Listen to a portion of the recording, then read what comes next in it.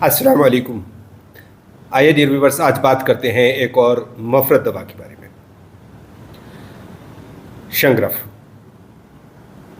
शंगरफ को जंजिफर, हींगर और cinnabar English में कहते हैं। शंगरफ कई तरह से बनाया जाता है। इसका रेशो चेंज होकर के और अलग अलग तरह से बनाया जाता है। जैसे मिस्र में एक अलग तरीक़ा है शंगरफ बनाने का, उसको शंगरफ मिस्री कहते हैं। हिंदुस्तान में शंगरफ का तरीक़ा थोड़ा सा अलग है, उसको शंगरफ हिंदी कहते हैं। और रोम में शंगरफ बनाने का अलग तरीक़ा है, उसको शंगरफ रूमी कहते हैं। शंगरफ रूमी को सबसे अच्छा शंगरफ माना जाता है क्योंकि उसके अंदर सीमाब की मकदार ज़्यादा है। शंगरफ माइंस से भी निकलता है लेकिन वो अब नहीं मिलता। अब ये मैनुअली बनाया जाता है, फैक्ट्रीज में बनता है, मसनूई तौर पे बनता है। शंगरफ को अगर आप कहीं किसी किताब में किसी नुस्खे में सिर्फ रूमी लिखा देखें तो इसका मतलब होगा शंगरफ रूमी, चूँकि इसको सिर्फ रूमी भी कह देते हैं। अगर कहीं आप सिर्फ सुर्ख लिखा देखें तो इसका मतलब होगा शंगरफ रूमी, यानी सुर्ख भी कह देते हैं इसको। तो वैसे रूमी कई चीज़ें होती हैं, अनीसून रूमी, बादियान रूमी, मस्तगी रूमी, शंगरफ रूमी, लेकिन अगर सिर्फ रूमी लिखा मिलेगा तो आप शंगरफ रूमी समझेंगे। शंगरफ का मिजाज गर्म व खुश्क दूसरे से तीसरे दर्जे तक जाता है। शंगरफ के अंदर अपना ये जो मिजाज है, इसकी कैफियत के अलावा और कोई दूसरी तासीरात नहीं है इसमें, यानी ये गर्मी और खुश्की पैदा करता है। लेकिन चूँकि इसकी एक ख़ास बात यह है कि ये दूसरी किसी भी दवा के जो एक्शंस हैं, जो फ़ायदे हैं, उनको अपने अंदर जज्ब करता है और रिटेन करता है और फिर बॉडी में जाकर के डिस्पर्स कर देता है।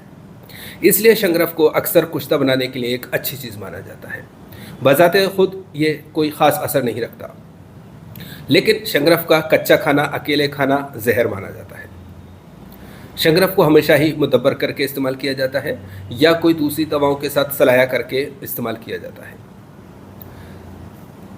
शंगरफ, जैसा कि मैंने कहा, अपने आप में सिर्फ गर्मी और खुश्की देता है, लेकिन इसको जैसी दवा के साथ देते हैं इसका असर वैसा ही आ जाता है। मिसाल के तौर पे अगर हम इसको जलापा के साथ सलाया करेंगे तो जलापा की खासियत इसमें आ जाएगी और ये शंगरफ दस्तावर बन जाएगा। लेकिन अगर इसको हम किसी काबिज़ दवा के साथ सलाया करेंगे तो ये कब्ज़ पैदा करने वाला बन जाएगा। इसी तरह से इसको अगर हम किसी ऐसी दवा के साथ करेंगे जो जैसे कि फिलफिल से है, दार फिलफिल है, तो ये खांसी, दमा, बलगम वगैरह पे काम करने वाला बन जाएगा। और इसको अगर हम ऐसी दवाओं पे के साथ इस्तेमाल करेंगे जिसमें कि क़ुव्वत बहा को बढ़ाने वाली चीज़ें हों, दारचीनी वगैरह, तो ये क़ुव्वत बहा को बढ़ाने वाला बन जाएगा। तो इस तरह से शंगरफ को जिस भी मर्ज़ के लिए इस्तेमाल किया जाता है उसी तरह की दवाओं के साथ इसका कुश्ता बनाया जाता है या तशविया दिया जाता है या सलाया किया जाता है। हालांकि शंगरफ को सिर्फ सेक्स से रिलेटेड यानी क़ुव्वत बह और इमसाक और इसादगी के लिए ज़्यादा समझा जाता है, लेकिन ऐसा नहीं है। फालिज लकवा के लिए भी बहुत अच्छा इस्तेमाल करता है, ज़ौफ़ आसाब के लिए भी अच्छा इस्तेमाल करता है, खांसी, दमा या जो केस की वजह से होने वाले अमराज हैं, रियाही अमराज या जोड़ों का दर्द, इन सब जगहों पे बस फ़र्क ये होता है कि आप जो दवा है किस तरह की दवा इस्तेमाल करना चाहते हैं, इसके साथ इसके रिज़ल्ट्स वैसे ही हो जाते हैं।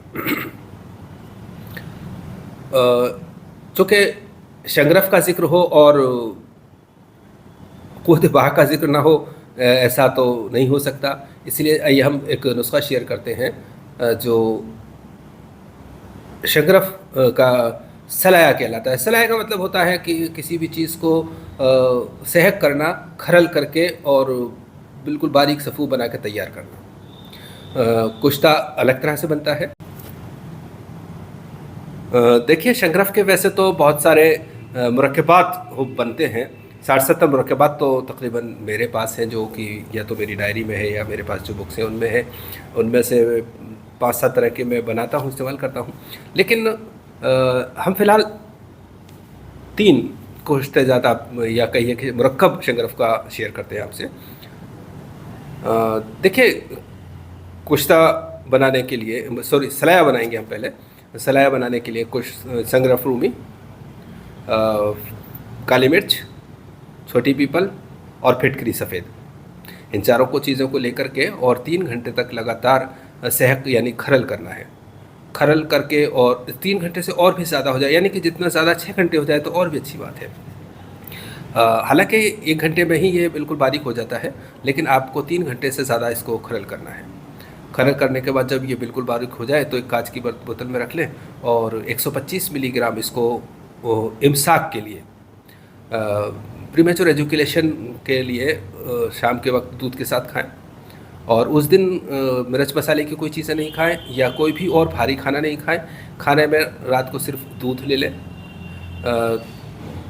बस इतना काफ़ी होता है आमतौर से, और फिर इसका इमसाक बहुत अच्छा होता है।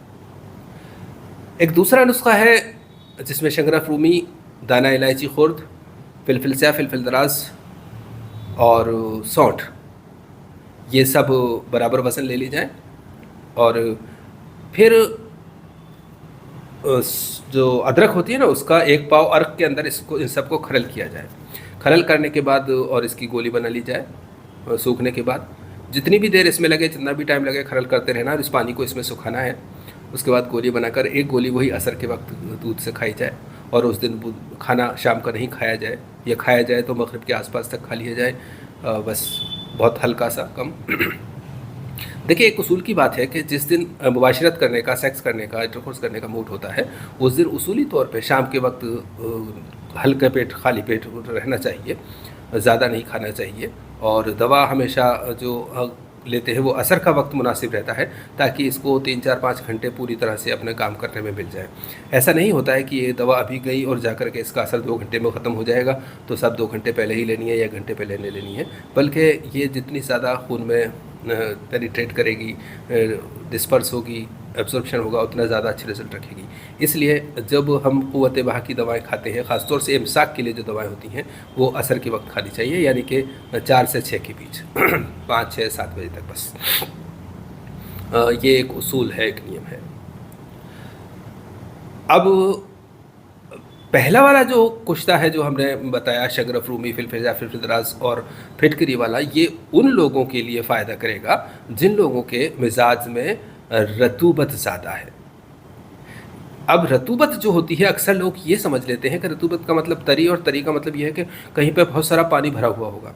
ऐसा नहीं है। ये रतूबत जब हम कहते हैं तो कंपैरेटिव होती है, यानी कि एक इंसान के एक जगह पर सीमन में अगर 0.5 ml वाटर होना चाहिए तो वो 0.6 ml वाटर है, बस डिस्टर्बेंस हो गया, यहाँ पे प्रोपोर्शन बिगड़ गया। या स्टोमक में जितना फ्लूइड रहना चाहिए उससे थोड़ा ज़्यादा है तो बस यहाँ पर जो है बैलेंस बिगड़ गया। तो इस तरह से जिन लोगों के मैदे में ये एक बहुत इम्पोर्टेंट नुक्ता है, यहाँ पर मैं बताता चलूँ कि जिन लोगों के मैदे में रतूबत होती है उन लोगों को अक्सर सूरत अंजाल रतूबी होता है। यानी सूरत अंजाल होने की 2 बड़ी वजह होती हैं, एक तो रतूबत और दूसरी बरूदत यानी ठंड और तरी।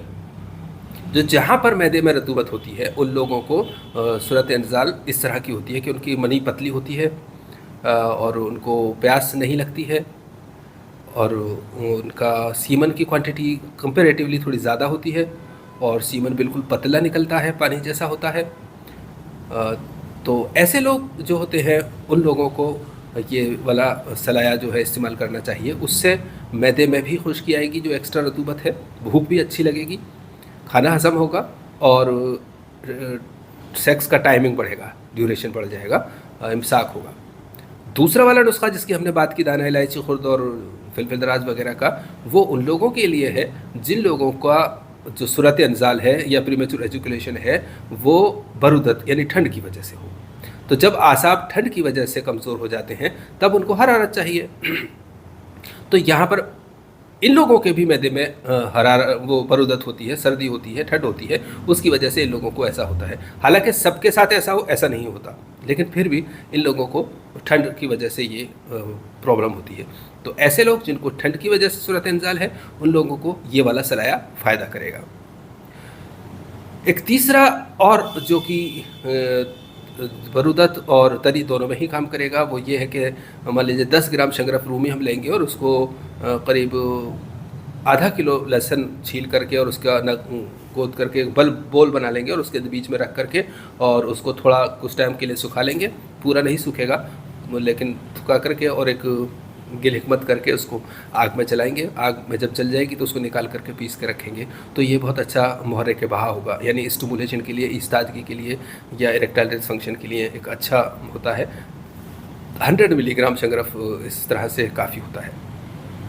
और इसको जब हम, सॉरी मैं एक चीज़ भूल गया याद है, जब हम दालचीनी और अदरक वाला जब सलाया बनाएंगे तो उसमें इतना बराबर वज़न, मुझसे मुराद आप 10-10 ml मान लें फ़िलहाल, तो 10 ml के लिए 10-10 ग्राम ले लें, तो फिर उसमें गोली बनाते वक्त 10 ml रोगन बादाम भी मिला लें।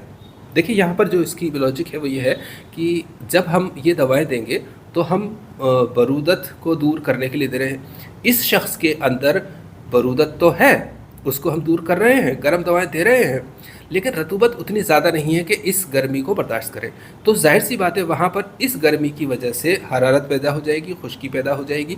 तो कोई चीज़ हमें ऐसी मिलानी थी जो मुक़व्वी बहा भी हो और तरी भी देती हो, तो उसके लिए रोगन बादाम एक बेहतरीन चीज़ है। तो यहाँ पर ये उसकी इनकी खुश्की और गर्मी को दूर करने के लिए, या कहे कि एक्स्ट्रा गर्मी जो है जो कि नुकसान दे सकती थी, जो इसका साइड इफ़ेक्ट हो सकता था, उसको सही करने के लिए हमने यहाँ पर मुसलह के तौर पे इसको इस्तेमाल किया है।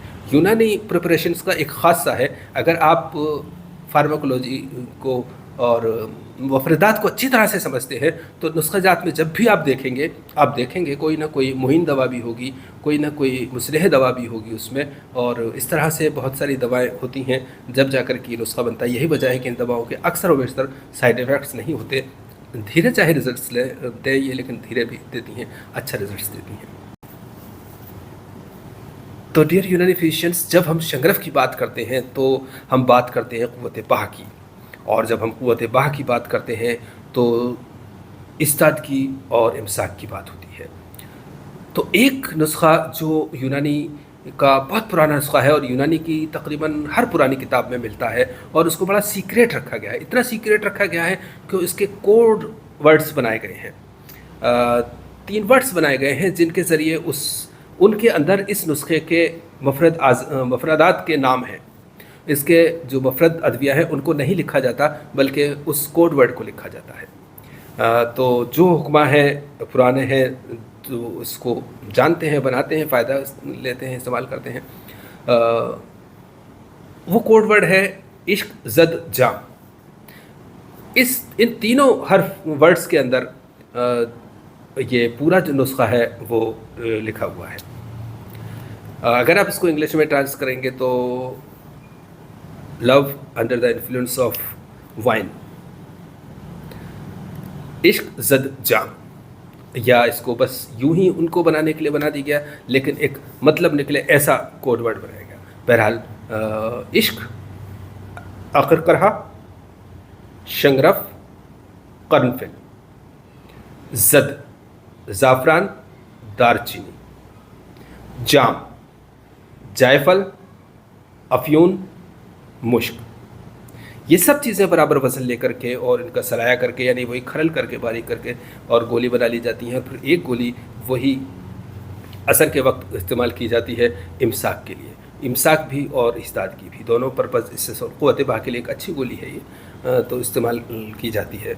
हालांकि शंगरफ बहुत सारे दूसरे अमराज में इस्तेमाल होता है, लेकिन ज़्यादातर ये मशहूर हो गया है क़ुव्वत बाह के लिए।